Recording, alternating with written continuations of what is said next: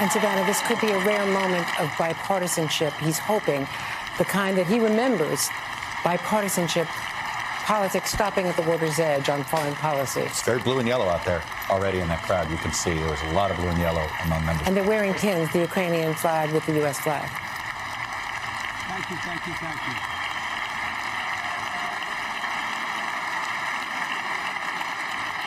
Thank you all very much. Thank you, General. Thank you.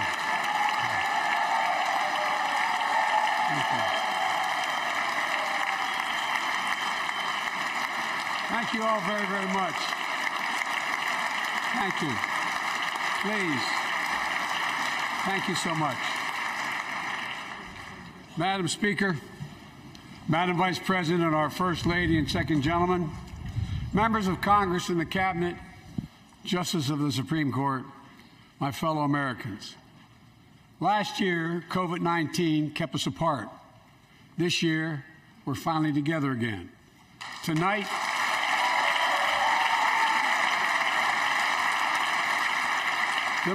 we meet as Democrats, Republicans, and Independents, but most importantly, as Americans, with the duty to one another, to America, to the American people, to the Constitution, and an unwavering resolve that freedom will always triumph over tyranny.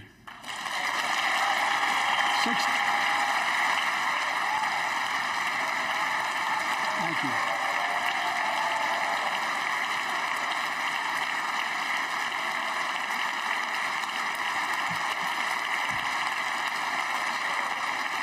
6 days ago, Russia's Vladimir Putin sought to shake the very foundations of the free world, thinking he could make it bend to his menacing ways.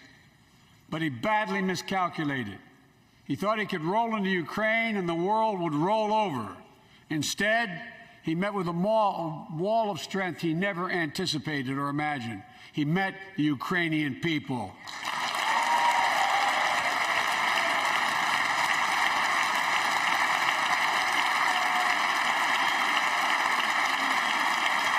President Zelensky, to every Ukrainian, their fearlessness, their courage, their determination literally inspires the world. Groups of citizens blocking tanks with their bodies, everyone from students to retirees to teachers, turned soldiers defending their homeland. And in this struggle, President Zelensky said in his speech to the European Parliament, "Light will win over darkness."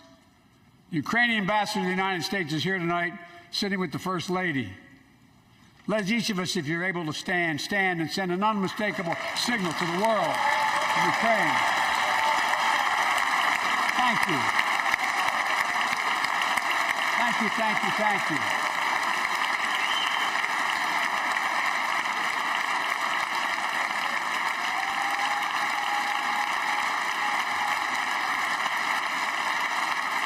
She's bright, she's strong, she's resolved.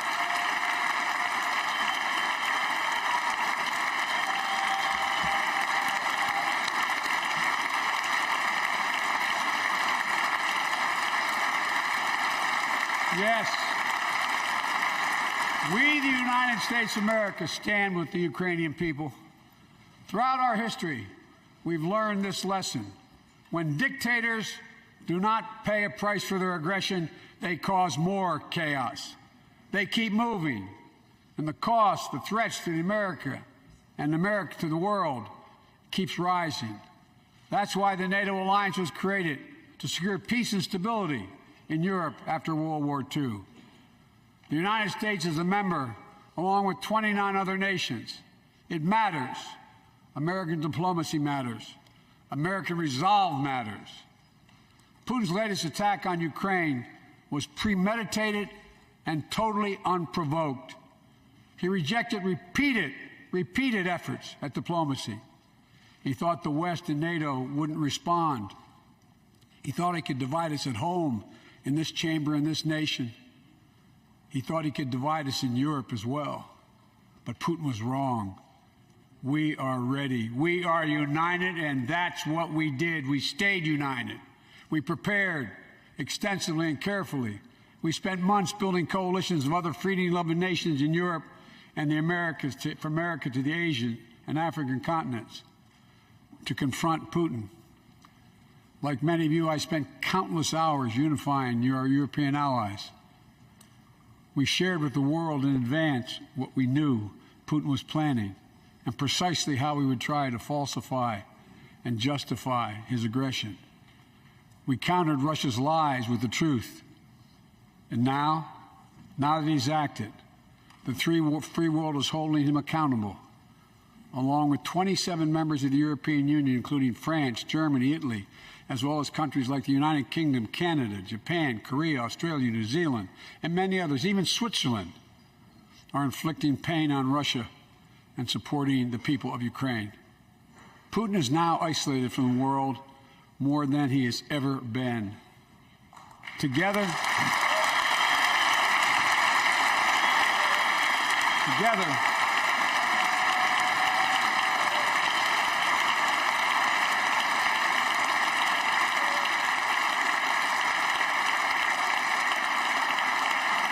along with our allies, we are right now enforcing powerful economic sanctions. We're cutting off Russia's largest banks from the international financial system, preventing Russia's central bank from defending the Russian ruble, making Putin's $630 billion war fund worthless. We're choking Russia's access. To technology that will sap its economic strength and weaken its military for years to come. Tonight, I say to the Russian oligarchs and the corrupt leaders who built billions of dollars off this violent regime, no more. The United States, I mean it.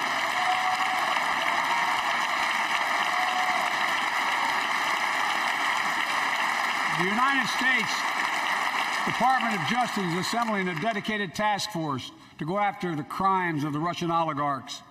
We're joining with European allies to find and seize their yachts, their luxury apartments, their private jets.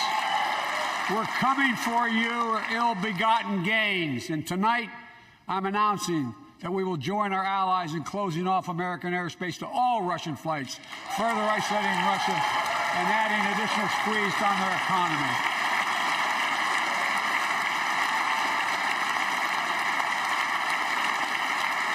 He has no idea what's coming. The ruble has already lost 30% of its value. The Russian stock market has lost 40% of its value, and trading remains suspended. The Russian economy is reeling, and Putin alone is the one to blame. Together with our allies, we're providing support to the Ukrainians in their fight for freedom. Military assistance, economic assistance, humanitarian assistance. We're giving more than $1 billion of direct assistance to Ukraine, and will continue to aid the Ukrainian people as they defend their country and help ease their suffering.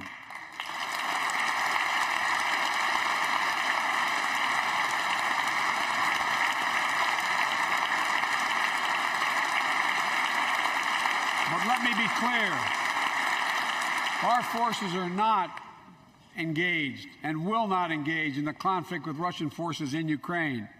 Our forces are not going to Europe to fight Ukraine, but to defend our NATO allies in the event that Putin decides to keep moving west. For that purpose, we have mobilized American ground forces, air squadrons, ship deployments to protect NATO countries including Poland, Romania, Latvia, Lithuania, and Estonia.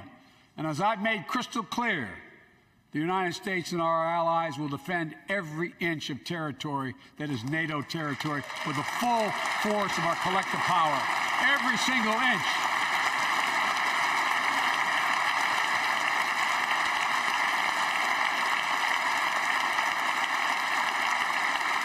And we're clear-eyed. The Ukrainians are fighting back with pure courage. But the next few days, weeks, and months will be hard on them. Putin has unleashed violence and chaos, but while he may make gains on the battlefield, he'll pay a continuing high price over the long run. And a pound of Ukrainian people, the proud, proud people, pound for pound, ready to fight with every inch of energy they have. They've known 30 years of independence, have repeatedly shown that they will not tolerate anyone who tries to take their country backwards. To all Americans, I'll be honest with you, as I always promised I would be. A Russian dictator invading a foreign country has cost around the world. And I'm taking robust action to make sure the pain of our sanctions is targeted at the Russian economy and that we use every tool at our disposal to protect American businesses and consumers. Tonight, I can announce the United States has worked with 30 other countries to release 60 million barrels of oil from reserves around the world. America will lead that effort, releasing 30 million barrels of our own strategic petroleum reserve. And we stand ready to do more if necessary, united with our allies. These steps will help blunt gas prices here at home, but I know news about what's happening can seem alarming to all Americans. But I want you to know we're going to be okay. We're going to be okay. When the history of this era is written, Putin's war in Ukraine will have left Russia weaker and the rest of the world stronger. While it shouldn't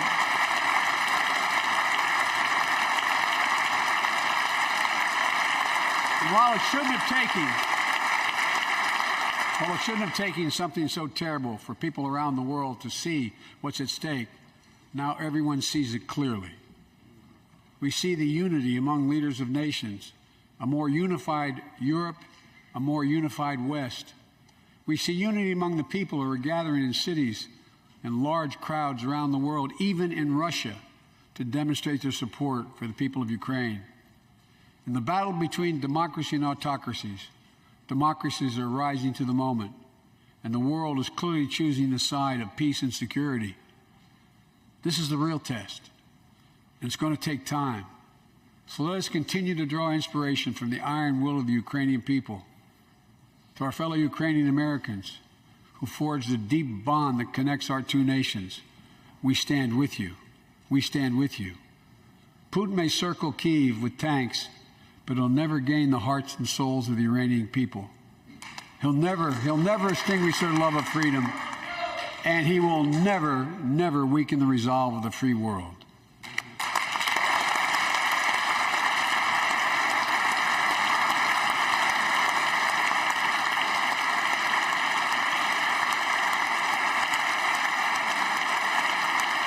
We meet tonight in an America that has lived through two of the hardest years this nation has ever faced. The pandemic has been punishing, and so many families are living paycheck to paycheck, struggling to keep up with the rising cost of food, gas, housing, and so much more. I understand, like many of you did. My dad had to leave his home in Scranton, Pennsylvania to find work. So like many of you, I grew up in a family when the price of food went up, it was felt throughout the family. It had an impact. That's when one of the first things I did as president was fight to pass the American Rescue Plan. Because people were hurting, we needed to act, and we did. Few pieces of legislation have done more at a critical moment in our history to lift us out of a crisis. It fueled our efforts to vaccinate the nation and combat COVID-19. It delivered immediate economic relief to tens of millions of Americans. It helped put food on the table. Remember those long lines of cars waiting for hours just to get a box of food put in their trunk? It cut the cost of health care insurance. And as my dad used to say, it gave the people just a little bit of breathing room. Unlike the $2 trillion tax cut passed in the previous administration that benefited the top 1% of Americans, the American Rescue Plan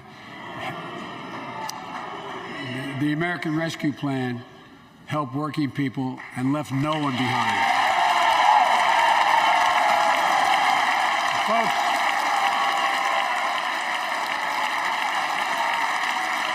and it worked. It worked.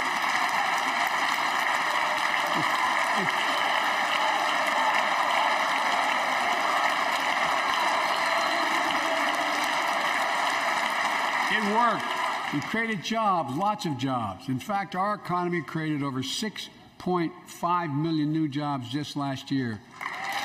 More jobs in 1 year than ever before in the history of the United States of America. The economy grew at a rate of 5.7 last year, the strongest growth rate in 40 years. And the first step in bringing fundamental change to our economy that hasn't worked for working people in this nation for too long.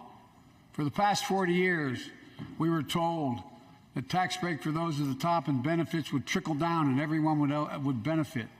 But that trickle-down theory led to a weaker economic growth, lower wages, bigger deficits, and a widening gap between the top and everyone else in nearly a century. Look, Vice President Harris and I ran for office, and I realize we have fundamental disagreements on this, but ran for office with a new economic vision for America. Invest in America, educate Americans, grow the workforce, build the economy from the bottom up and the middle out, not from the top down, because we know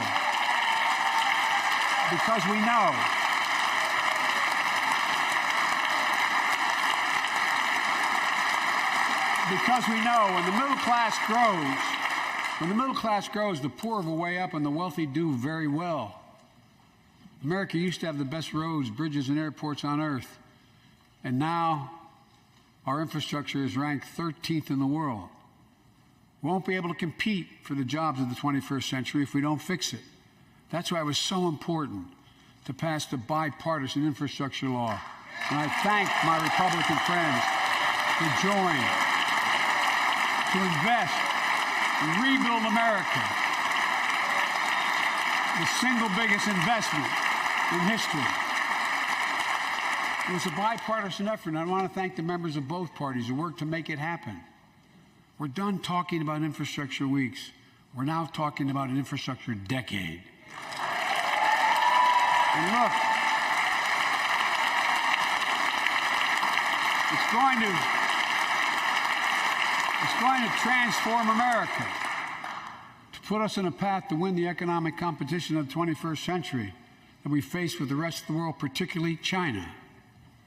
I've told Xi Jinping it's never been a good bet to bet against the American people. We'll create good jobs for millions of Americans, modernizing roads, airports, ports, waterways, all across America. And we'll do it to withstand the devastating effects of climate change and promote environmental justice. We'll build a national network of 500,000 electric vehicle charging stations. Begin to replace the poisonous lead pipes so every child, every American has clean water to drink at home and at school. We're going to provide affordable, high-speed internet for every American, rural, suburban, urban, and tribal communities. 4,000 projects have already been announced. Many of you have announced them in your districts. And tonight, I'm announcing that this year, we will start fixing over 65,000 miles of highway and 1,500 bridges in disrepair. And folks,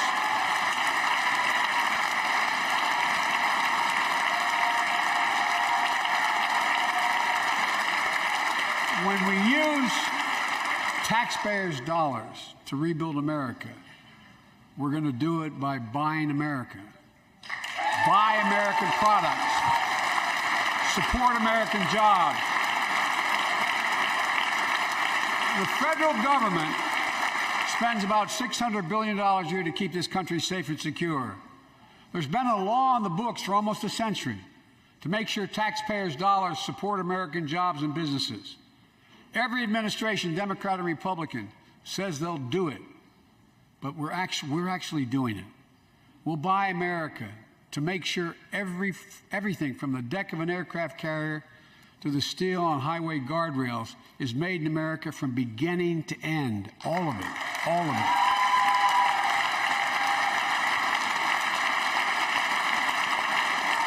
But folks, to compete for the jobs of the future, we also need a level playing field with China and other competitors. That's why it's so important to pass the Bipartisan Innovation Act sitting in Congress that will make record investments in emerging technologies and American manufacturing. We used to invest almost 2% of our GDP in research and development. We don't now. China is. Let me give you one example why it's so important to pass. If you travel 20 miles east of Columbus, Ohio, you'll find 1,000 empty acres of land. It won't look like much, but if you stop and look closely, you'll see a field of dreams, the ground on which America's future will be built. That's where Intel, the American company that helped build Silicon Valley, is going to build a $20 billion semiconductor megasite, up to 8 state-of-the-art factories in one place, 10,000 new jobs. And in those factories, the average job about $135,000 a year. Some of the most sophisticated manufacturing in the world to make computer chips the size of a fingertip, that power the world in everyday lives, from smartphones, technology, the internet, technology that's yet to be invented. But that's just the beginning. Intel CEO Pat Gelsinger, who is here tonight, I don't know where Pat is. Pat, there you go, Pat, stand up.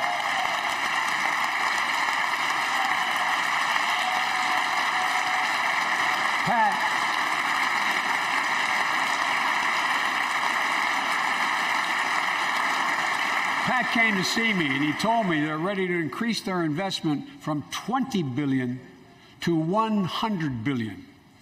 That would be the biggest investment in manufacturing in American history. And all they're waiting for is for you to pass this bill. So let's not wait any longer. Send it to my desk, I'll sign it, and we'll really take off in a big way. And folks, Intel is not alone. There's something happening in America.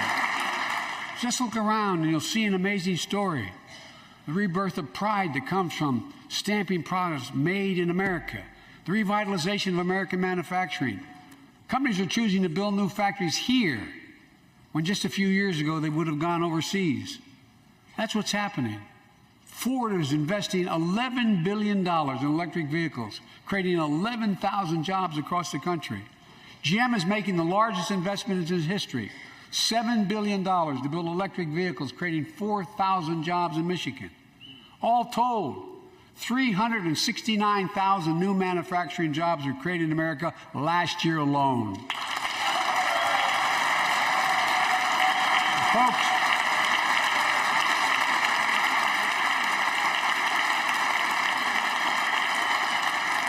powered by people I've met like JoJo Burgess from generations of union steelworkers in Pittsburgh, who's here with us tonight. Where are you, JoJo? There you go. Thanks, buddy. As Ohio Senator Sherrod Brown says,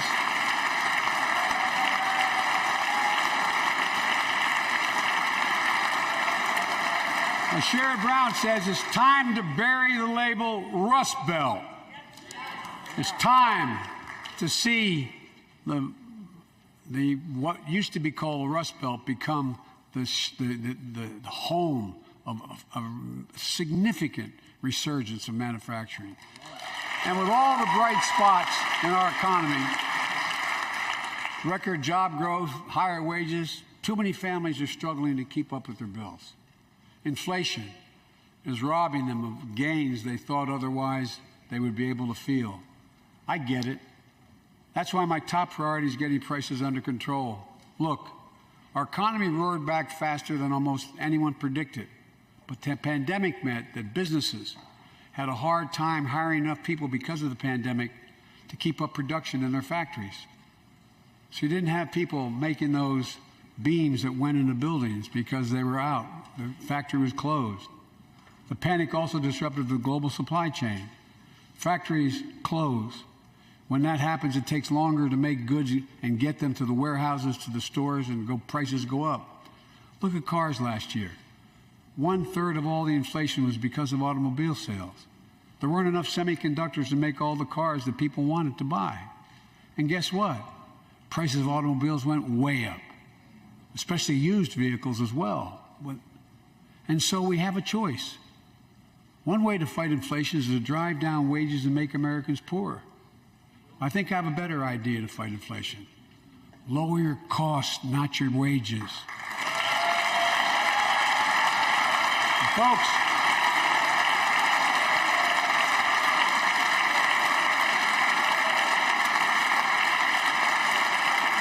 means make more cars and semiconductors in America, more infrastructure and innovation in America, more goods moving faster and cheaper in America, more jobs where you can earn a good living in America. Instead of relying on foreign supply chains, let's make it in America. Look, economists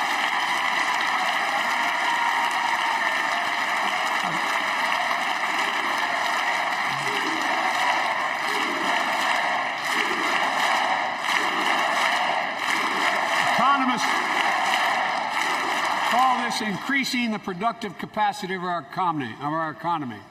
I call it building a better America. My plan to fight inflation will lower your cost and lower the deficit.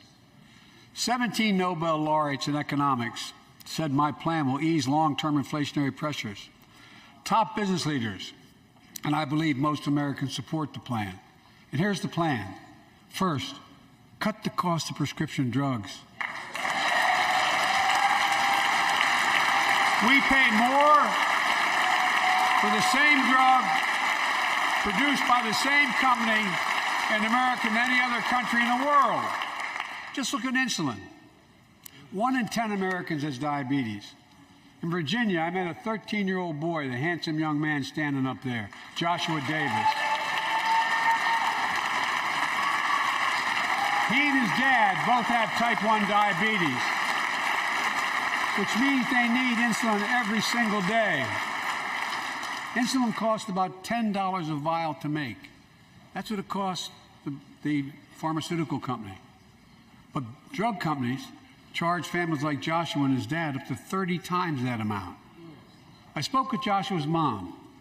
Imagine what it's like to look at your child who needs insulin to stay healthy and have no idea how in God's name you're going to be able to pay for it.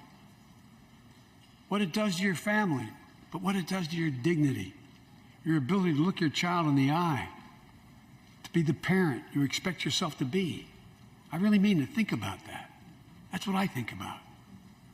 You know, yesterday, Joshua's here tonight, but yesterday was his birthday. Happy birthday, buddy, by the way. For Joshua and 200,000 other young people with type 1 diabetes, let's cap the cost of insulin at $35 a month so everyone can afford it. And drug companies will do very, very well, their profit margin. While we're at it, I know we have great disagreements on this floor with this. Let's let Medicare negotiate the price of prescription drugs.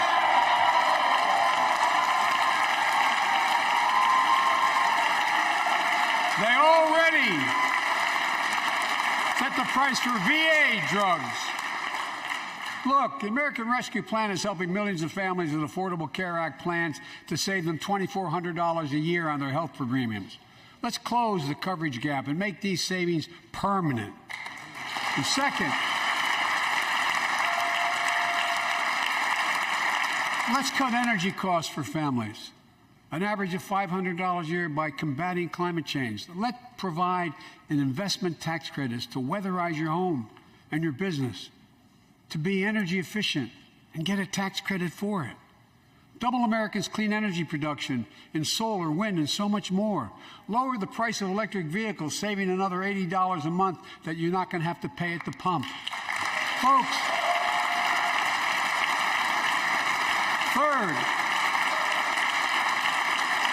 the third thing we can do to change the standard of living for hardworking folks is cut the cost of child care.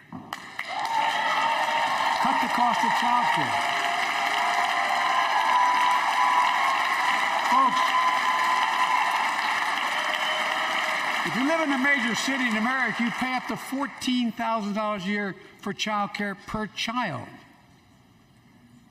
I was a single dad for 5 years, raising 2 kids. I had a lot of help, though. I had a mom, a dad, a brother, and a sister that really helped. But middle class and working folks shouldn't have to pay more than 7% of their income to care for the young children. My plan My plan would cut the cost of child care in half for most families and help parents, including millions of women who left the workforce during the pandemic because they couldn't afford child care, to be able to get back to work, generating economic growth. But my plan doesn't stop there. It also includes home and long-term care, more affordable housing, pre-K for 3- and 4-year-olds. All these will lower costs to families. And under my plan, nobody, let me say this again, nobody earning less than $400,000 a year will pay an additional penny in new taxes. Not a single penny.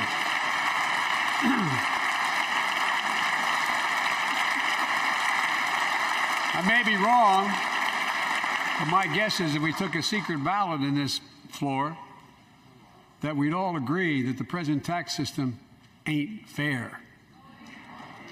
We have to fix it.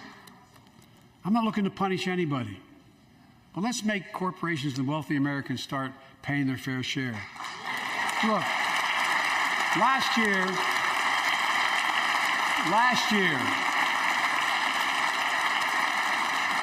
like Chris Coons and Tom Carper and my distinguished Congresswoman, we come from the land of corporate America. There are more corporations incorporated in America than every other state in America combined. And I still won 36 years in a row. The point is, even they understand they should pay just a fair share. Last year, 55 of the Fortune 500 companies earned $40 billion in profit and paid zero in federal taxes. Now look, it's not fair. That's why I proposed a 15% minimum tax rate for corporations. And that's why in the G7 and other meetings overseas, I was able to be somewhat helpful. 130 countries agree on a global minimum tax rate. So companies can't get out of paying their taxes at home by shipping jobs and factories overseas. It'll raise billions of dollars. That's why I propose closing loopholes for the very wealthy who pay a lower tax rate than a teacher and a firefighter. So that's my plan, but we'll go more detailed later. We will grow the economy, lower the cost of families. So what are we waiting for? Let's get this done. We all know we've got to make changes. Folks,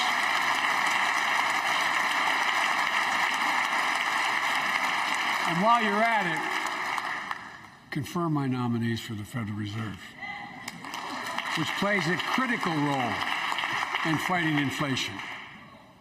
My plan will not only lower costs and give families a fair shot, it will lower the deficit. The previous administration not only ballooned the deficit with those tax cuts for the very wealthy and corporations, it undermined the watchdogs, the job of those to keep pandemic relief funds being wasted. Remember we had those debates about whether or not those watchdogs should be able to see every day how much money was being spent, where was it going to the right place? But in my administration, the watchdogs are back. And we're going to go after the criminals who stole billions of relief money meant for small business and millions of Americans. Tonight, I'm announcing that the Justice Department will soon name a chief prosecutor for pandemic fraud.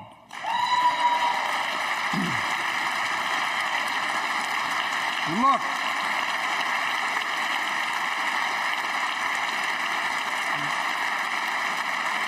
I think we all agree, thank you. By the end of this year, the deficit will be down to less than half of what it was before I took office. The only president ever to cut the deficit by more than $1 trillion in a single year. Lowering your cost also meant demanding more competition.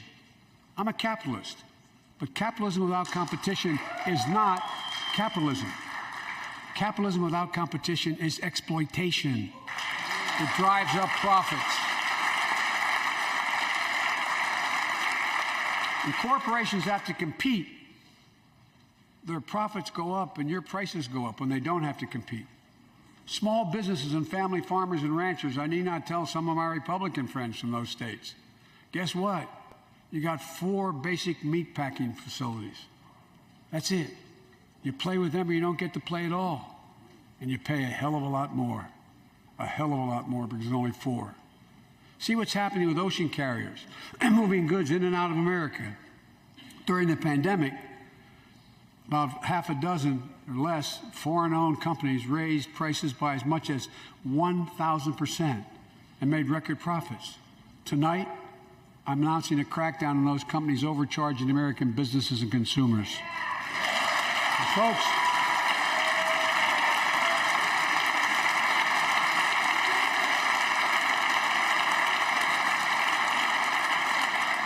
and as Wall Street firms take over more nursing homes, quality in those homes has gone down and costs have gone up.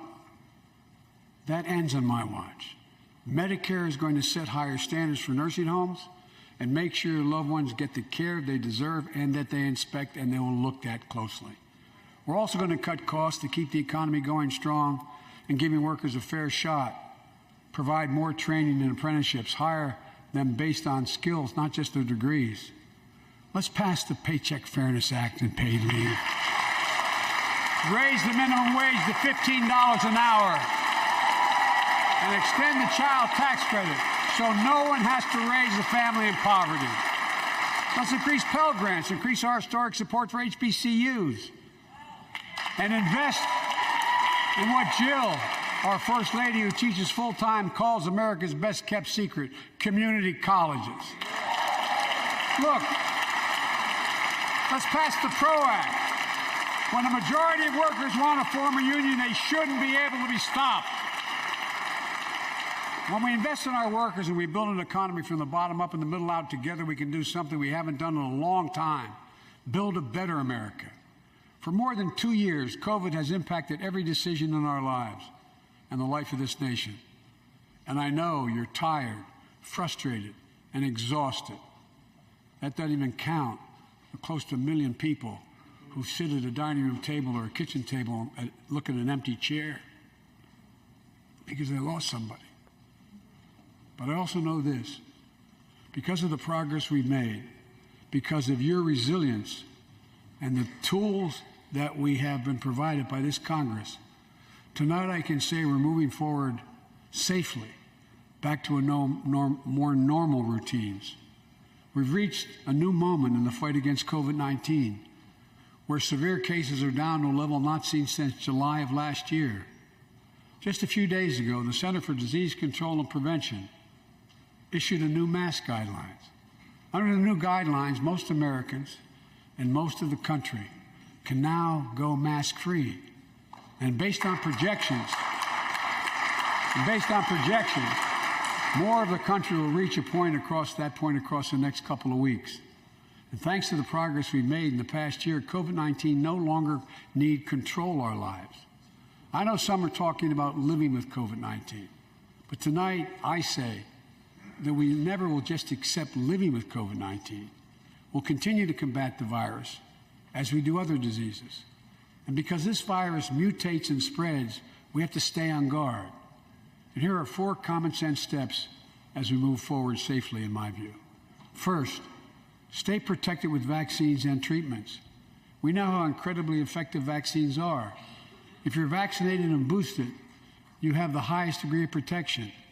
We'll never give up on vaccinating more Americans. Now, I know parents with kids under 5 are eager to see their vaccines authorized for their children. Scientists are working hard to get that done. We'll be ready with plenty of vaccines if and when they do. We're all ready. We are also ready with antiviral treatments. If you get COVID-19, the Pfizer pill reduces your chances of ending up in the hospital by 90%. I've ordered more pills than anyone in the world has. Pfizer is working overtime to get us 1 million pills this month and more than double that next month. And now we're launching the Test to Treat initiative, so people can get tested at a pharmacy and if they prove positive, receive the antiviral pills on the spot at no cost. And folks, if you're immunocompromised or have some other vulnerability, we have treatments and free high-quality masks. We're leaving no one behind or ignoring anyone's needs as we move forward. On testing, We've made hundreds of millions of tests available, and you can order them for free to your doorstep. And we've already ordered free tests. If you already ordered free tests tonight, I'm announcing you can order another group of tests. Go to covidtest.gov starting next week, and you can get more tests. Second, we must prepare for new variants. Over the past, we've gotten much better at detecting new variants. If necessary, we'll be able to develop new vaccines within 100 days instead of maybe months or years. And if Congress provides the funds we need, we'll have new stockpiles of tests, masks, pills ready if needed. I can't promise a new variant won't come, but I can promise you we'll do everything within our power to be ready if it does. Third,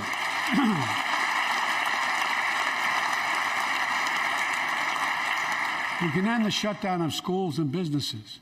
We have the tools we need. It's time for America to get back to work and fill our great downtowns again with people. People working from home can feel safe and begin to return to their offices. We're doing that here in the federal government.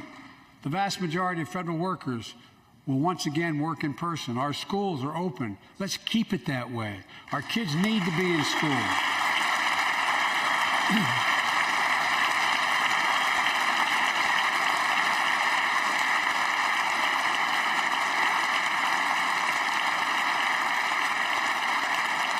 With 75% of adult Americans fully vaccinated and hospitalizations down by 77%, most Americans can remove their masks and stay in the classroom and move forward safely. We achieved this because we provided free vaccines, treatments, tests, and masks. Of course, continuing this costs money, so I'll not surprise you. I'll be back to see you all.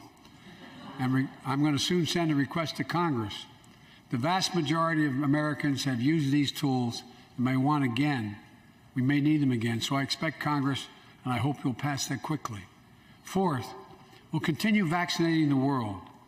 We've sent 475 million vaccine doses to 112 countries, more than any nation on earth. We won't stop because you can't build a wall high enough to keep out a vaccine. The vaccine can stop the spread of these diseases. You know, we've lost so much in COVID-19. Time with one another. The worst of all, much the loss of life.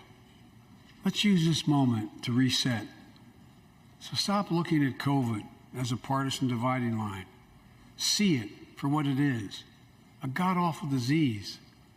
Let's stop seeing each other as enemies and start seeing each other for who we are, fellow Americans.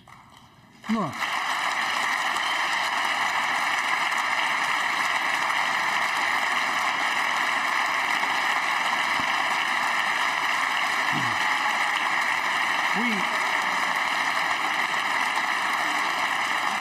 We can't change how divided we've been. It was a long time in coming. But we can change how to move forward on COVID-19 and other issues that we must face together. I recently visited New York City Police Department days after the funerals of Officer Wilbur Mora and his partner, Officer Jason Rivera. They were responding to a 9/11 call when a man shot and killed them with a stolen gun. Officer Mora was 27 years old. Officer Rivera was 22 years old. Both Dominican Americans who grew up in the same streets that they later chose to patrol as police officers.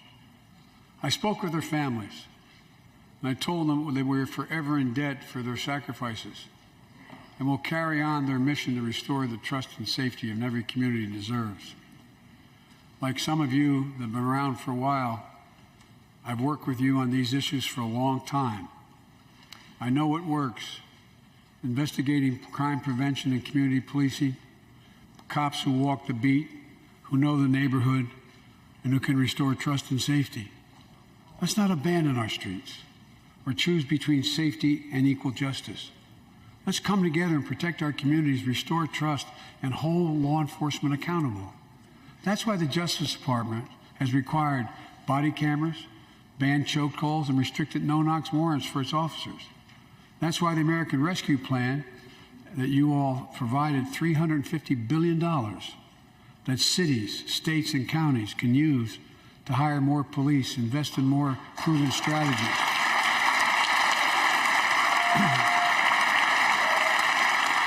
Proven strategies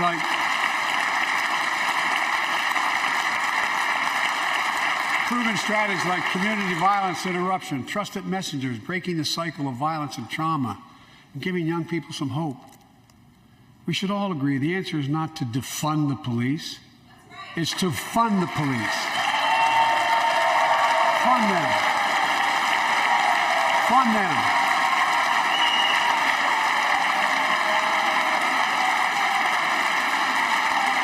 Fund them with resources and training. Resources and training they need to protect our communities. I ask Democrats and Republicans alike to pass my budget and keep our neighborhoods safe. And we'll do everything in my power to crack down on gun trafficking, of ghost guns that you can buy online, assemble at home, no serial numbers, can't be traced. I ask Congress to pass proven measures to reduce gun violence. Pass universal background checks. Why should anyone on the terrorist list be able to purchase a weapon? Why? Why? And folks, ban assault weapons with high-capacity magazines that hold up to 100 rounds. You think the deer are wearing Kevlar vests? Look, repeal the liability shield that makes gun manufacturers the only industry in America that can't be sued. The only one. Imagine had we done that with the tobacco manufacturers. These laws don't infringe on the Second Amendment. They save lives. The most fundamental right in America is the right to vote and have it counted. And look, it's under assault. In state after state, new laws have been passed. Not only to suppress the vote, we've been there before, but to subvert the entire election. We can't let this happen. Tonight I call on the Senate to pass the Freedom to Vote Act, pass the John Lewis Act, Voting Rights Act. And while you're at it, pass the Disclose Act so Americans know who's funding our elections. Look, tonight, I'd like to honor someone who dedicated his life to serve this country. Justice Breyer, an Army veteran, constitutional scholar, retiring Justice of the United States Supreme Court. Justice Breyer, thank you for your service. Thank you, thank you, thank you. I mean it. Get up, stand up and see you. Thank you.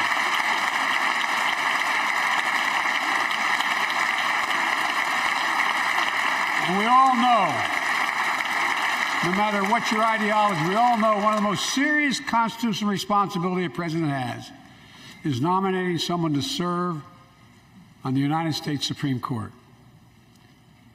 As I did 4 days ago, I've nominated the Circuit Court of Appeals, Ketanji Brown Jackson, one of our nation's top legal minds, who will continue in Justice Breyer's legacy of excellence. A former top litigator in private practice, a former federal public defender, from a family of public school educators and police officers. She's a consensus builder. Since she's been nominated, she's received a broad range of support, including the Fraternal Order of Police and former judges supported by Democrats and Republicans. Folks, if we're to advance liberty and justice, we need to secure our border and fix the immigration system.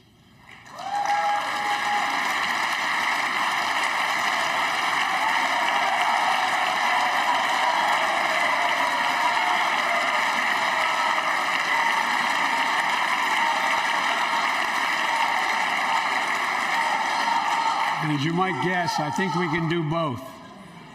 At our border, we've installed new technology like cutting-edge scanners to better detect drug smuggling. We've set up joint patrols with Mexico and Guatemala to catch more human traffickers. We're putting in place dedicated immigration judges in a significant larger number so families fleeing persecution and violence can have their cases heard faster and those who don't legitimately hear can be sent back. We're screening, we're securing commitments and supporting partners in South and Central America to host more refugees and secure their own borders. We can do all this while keeping lit the torch of liberty that has led a generation of immigrants to this land, my forebears and many of yours. Provide a pathway to citizenship for dreamers, those with temporary status, farm workers, essential workers. Revise our laws so businesses have workers they need and families don't wait decades to reunite. It's not only the right thing to do, it's economically smart thing to do.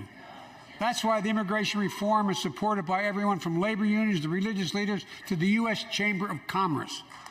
Let's get it done once and for all. Folks,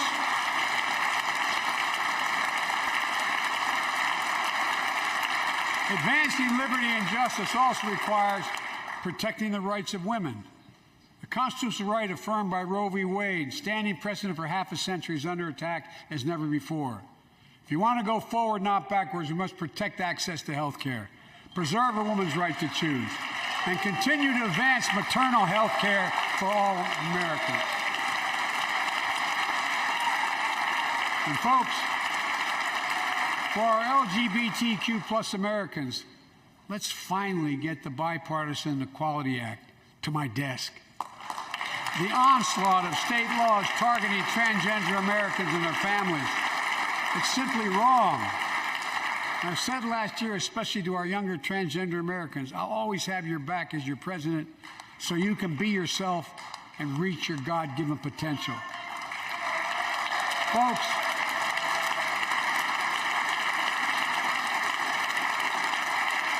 as I've just demonstrated, while it often appears we do not agree, and that we do agree on a lot more things than we acknowledge.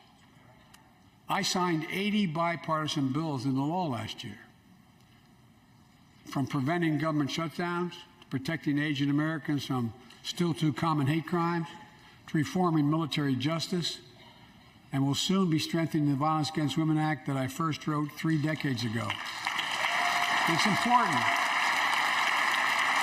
It's important for us to show the nation we can come together and do big things. So tonight I'm offering a unity agenda for the nation. 4 big things we can do together, in my view. First, beat the opioid epidemic. There's so much we can do. Increase funding for prevention, treatment, harm reduction and recovery. Get rid of outdated rules and stop doctors prescribing treatments. Stop the flow of illicit drugs by working with state and local law enforcement to go after the traffickers. And if you're suffering from addiction, you should know you're not alone. I believe in recovery, and I celebrate the 23 million Americans in recovery. Second, let's take on mental health, especially among our children whose lives and education have been turned upside down. The American Rescue Plan gave schools money to hire teachers and help students make up for lost learning. I urge every parent to make sure your school does just that. Have the money. We can all play a part. Sign up to be a tutor or a mentor. Children were also struggling before the pandemic: bullying, violence, trauma, and the harms of social media. As Frances Haugen, who is here tonight with us, has shown, we must hold social media platforms accountable for the national experiment they're conducting on our children for profit.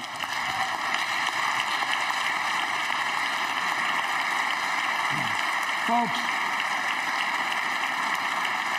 thank you. Thank you for the courage you showed. It's time to strengthen privacy protections, ban targeted advertising to children, demand tech companies stop collecting personal data on our children, and let's get all Americans the mental health services they need. More people can turn for help, and full parity between physical and mental health care if we treat it that way in our insurance. Look,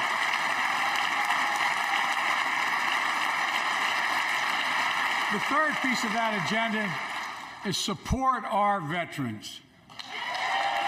Veterans are the backbone and the spine of this country. They're the best of us. I've always believed that we have a sacred obligation to equip those we send to war and care for those in their family when they come home. My administration is providing assistance in job training, housing, and now helping lower-income veterans get VA care debt-free. And our troops in Iraq and Afghanistan have faced many dangers, one being stationed at bases breathing in toxic smoke from burn pits. Many of you have been there. I've been in and out of Iraq and Afghanistan over 40 times. These burn pits that incinerate waste, the waste of war, medical and hazardous material, jet fuel, and so much more. And they come home, many of the world's fittest and best trained warriors in the world. Never the same. Headaches, numbness, dizziness. A cancer that would put them in a flag-draped coffin. I know. One of those soldiers was my son, Major Bo Biden. I don't know for sure if the burn pit that he lived near, that his hooch was near in Iraq and earlier than that in Kosovo, is the cause of his brain cancer, the disease of so many other troops. But I am committed to find out everything we can, committed to military families like Danielle Robinson from Ohio, the widow of Sergeant First Class Heath Robinson. He was born a soldier, Army National Guard, combat medic in Kosovo and Iraq, stationed near Baghdad, just yards from burn pits the size of football fields. Danielle is here with us tonight. They love going to Ohio State football games.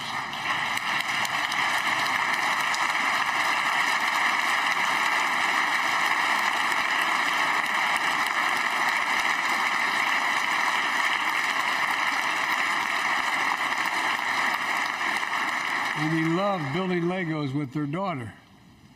But cancer from prolonged exposure to burn pits ravaged Heath's lungs and body. Danielle says Heath was a fighter to the very end. He didn't know how to stop fighting, and neither did she. Through her pain, she found purpose to demand that we do better. Tonight, Danielle, we are going to do better. The VA is pioneering new ways of linking toxic exposure to disease, already helping more veterans get benefits. And tonight, I'm announcing we're expanding eligibility to veterans suffering from 9 respiratory cancers. I'm also calling on Congress to pass a law to make sure veterans devastated by toxic exposure in Iraq and Afghanistan finally get the benefits of the comprehensive health care they deserve.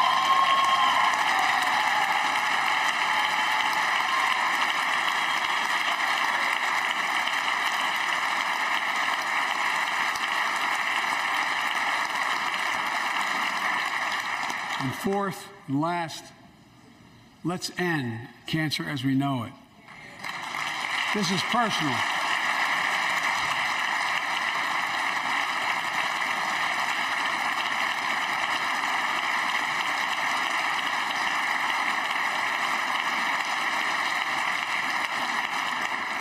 This is personal to me and to Jill and to Kamala and so many of you.